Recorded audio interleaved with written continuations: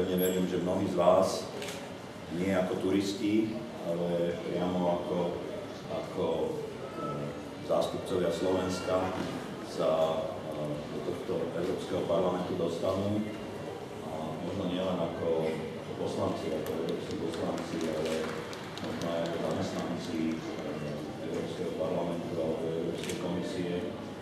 A práve preto si myslím, že je veľmi dôležité, že sa takéto akcie konajú, že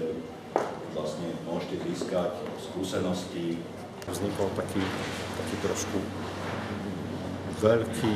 úradnícky účelovými prostriedkami dotovaný vzdelávací projekt,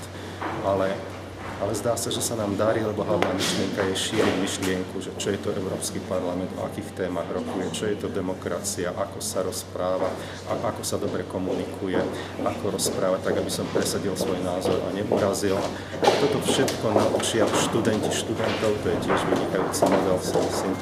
ktorí sú pripravení svojimi skúsenostiami, tým, že už boli na nejakom regionálnom zasadnutí, celonárodnom, medzinárodnom zasadnutí a cítim v tom obrovskú silu, že tí študenti dokážu viesť svojich,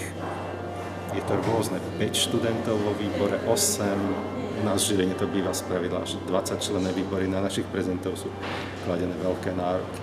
Takéhoto regionálneho zasadnutia postupia, áno, 5 delegáti z každého výboru, 1 do Národnej rady Slovenskej republiky a takisto tam prídu Košičania, Trenčania, Bratislavčania, Trnavčania,